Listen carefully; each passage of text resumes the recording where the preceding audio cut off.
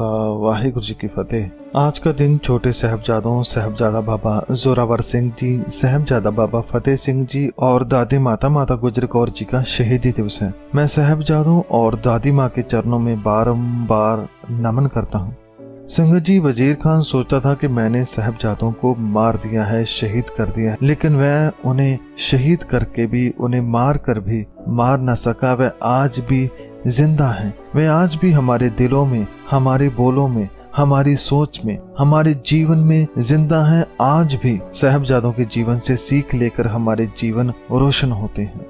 तो संगत जी, आज शहीदी दिवस पर हम सबसे पहले उनके शहीदी दिन के बारे में थोड़ा सा जानते हैं कि उस दिन क्या क्या हुआ था।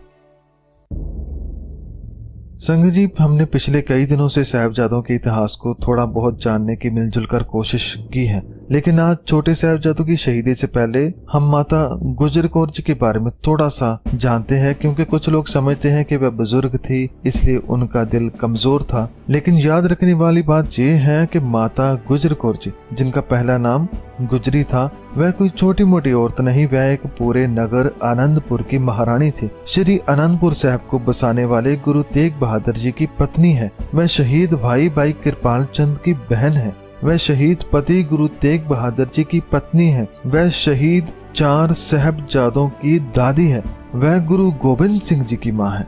संगत जी, माता गुजर कौर जी ने बचपन से लेकर बुढ़ापे तक बहुत से युद्ध देखे। उन्होंने अपने ससुर को, फिर पति को, उसके बाद पुत्र को, उसके बाद पोतों को युद्ध में लड़ते हुए देखा, और वह अपने पुत्र और पोतों को खुद जंग में तैयार करके भेजा करती थी कि जाओ जुल्म के खिलाफ जीत कर आओ। इसके अलावा जब गुरु तेग बहादुर जी शहीद हुए तो वह घबराए नहीं, बल्कि गुरु गोविंद सिंह जी यानी अपने पुत्र के साथ मिलकर पूरे कार्य को संभाला, जिनका पूरा बचपन, जवानी और बड़ेपा गुरुओं के संग बीता हो। आप सोचिए वह कितनी महान होगी, कितनी बहादुर होगी। इसलिए उन्हें कोई भी भय दबा नहीं सकता, उन्हें कोई भी दुष्ट या कष्ट हरा नहीं सकता। संगत जी, साहबजादों के अंदर इतनी शक्ति केवल दादी माँ के कारण थी, क्योंकि माता जी उनके मन में दिन रात गुरु की वाणी और गुरु की साखियों को भरती थी।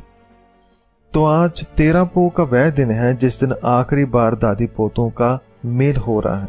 दादी माँ जानती थी कि आज इनसे दोबारा मिलन, परंतु ये भी साथ में यकीन था कि मेरे मासूम पोते आज अपना जीवन कुर्बान करके भी धर्म की रक्षा करेंगे। दादी माँ ने मासूम पोतों को जी भरकर प्यार किया, माथा चूमा, पीठ थपथपाई और विदा किया।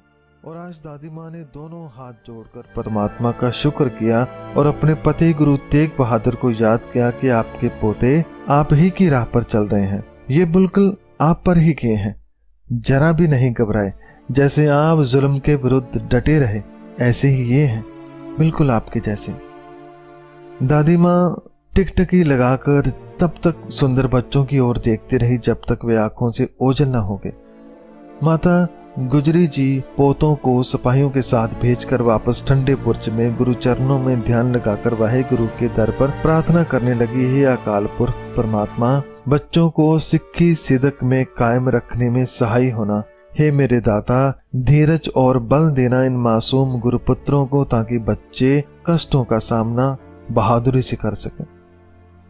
उधर सरहंद में कोई भी साहबजादों को शहीद करने के लिए कोई जल्लाद तैयार नहीं हो रहा था। तो उनके एक सेनापति ने वजीर खां को सलाह दी कि हजूर, अगर आप कहें तो मैं 2 जल्लादों को खबर दे सकता हूँ जो ये काम कर सकते हैं। वजीर खान ने कहा कि लाओ। तो उसने कहा कि वह आपकी जेल में है, यदि उन्हें रिहा कर दिया जाए तो वह ये काम कर सकते हैं। तो वजीर खान उन्हें छोड़ने के लिए मान जाता है। संगत जी, उनके नाम थे जल्लाद शाशल बेग व बाशल बेग। उन्होंने अपने मुकदमे में माफी का वादा लेकर साहबजादों को शहीद करना मान लिया। उसके बाद साहबजादों को उन जल्लादों के हवाले कर दिया जाता है। सरहंद के लोग भी देख रहे थे कि ये दुनिया में कैसा कहर हो रहा है, और साहबजादे थे कि जरा भी घबराए नहीं। वे बड़े खुश थे, जैसे उन्हें अपनी मनपसंद कोई चीज मिल गई हो। जल्लादों ने साहबजादा जोरावर सिंह व फतेह सिंह को किले की नींव में खड़ा किया और उनके आसपास दीवार चिनवानी प्रारंभ कर दी। जालिम वजीर खान और उसके सेवादार बड़े उदास दिख रहे थे। बड़े चिंतित लग रहे थे, जैसे वह जीत कर भी हार गए हों। उधर दीवार ऊंची होती जा रही थी और साहबजादे जपजी साहब का पाठ करने लग गए। दीवार बनते बनते जब छोटे साहबजादे बाबा फतेह सिंह की छाती के निकट आ गए तो काजी ने एक बार फिर से साहबजादों को पूछा कि अब भी मौका है, हमारा कहना मान लो और इस्लाम धारण कर लो। तो साहबजादा जोरावर सिंह जी ने कहा कि आप क्यों अपना समय बर्बाद कर रहे हैं, हमारा जवाब नहीं बदलने वाला। हमें आज जो खुशी मिल रही है उसकी कोई सीमा नहीं। ऐसा लगता है जैसे मेरे दादाजी और मेरे भाई मेरे पास आ रहे हैं, उनसे हम गले लग रहे हैं। फिर थोड़ी देर बाद साहबजादा जोरावर सिंह जी ने अपने छोटे भाई को कहा कि आए मेरे छोटे भाई, तो ठीक है ना? साहबजादा बाबा फतेह सिंह जी ने कहा, जब आप साथ हो तो फिर क्या डर है। साहबजादा जोरावर सिंह जी ने फिर कहा कि मेरे भाई, तेरी शहीदी बहुत महान है, तो चाहे मुझसे बाद में आया है, लेकिन दीवार मुझसे पहले तुम्हें ढककर तुझे मुझसे दूर कर देगी। ऐ भाई, तेरी शहीदी को लोग याद करेंगे तो सचमुच बहुत महान है। तो छोटे भाई साहबजादा फतेह सिंह जी ने कहा कि वीर जी, हम हमेशा साथ रहेंगे। फिर दोनों साहबजादों ने अपना ध्यान गुरु चरणों में जोड़ा और गुरबानी का पाठ करने लग गए। पास में खड़े काजी ने कहा, अभी भी मुसलमान बन जाओ, छोड़ दिए जाओगे। साहबजादों ने काजी की बात की और कोई ध्यान नहीं दिया और अपना मन प्रभु से जोड़े रखा। जब दीवार पूरी हो गई तो वजीर खां वहां से जाने लगा।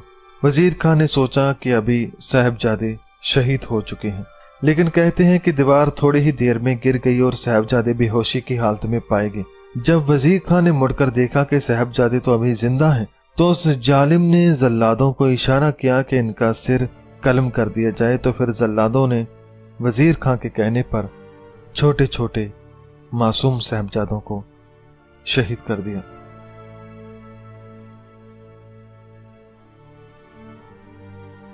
संगत जी, जहां साहबजादों को शहीद किया गया वहीं पर यह गुरुद्वारा साहब बना हुआ है। फतेहगढ़ साहब यानी फतेह का नगर, जीत का नगर। बाबा फतेह सिंह जी के नाम पर यह नगर बना। श्री गुरु ग्रंथ साहब जी की जहां पर पालकी है उसके नीचे उसी दीवार के निशान हैं, जिसे लोग आज भी सर झुकाने आते हैं, छोटे साहबजादों को मिलने आते हैं।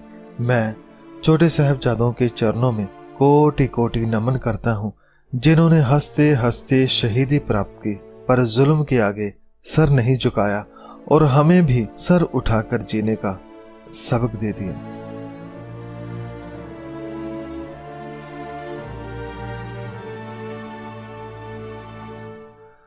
उधर माता गुजर कौर जी को भी छोटे साहबजादों के बारे में पता चलता है। वह वहीं बैठकर वाहिगुरु को याद करने लग जाती है। वजीर खां बुजुर्ग दादी को भी मारने का हुक्म दे देता है और दादी माता गुजर कौर जी अपने पति गुरु तेग बहादुर के जैसे अडोल बैठी रहती हैं और जल्लाद माता जी को भी शहीद करके बुर्ज से नीचे गिरा देते हैं। जिस स्थान पर माता जी की शहीदी हुई वहीं पर यह ठंडा बुर्ज गुरुद्वारा साहब बना हुआ है।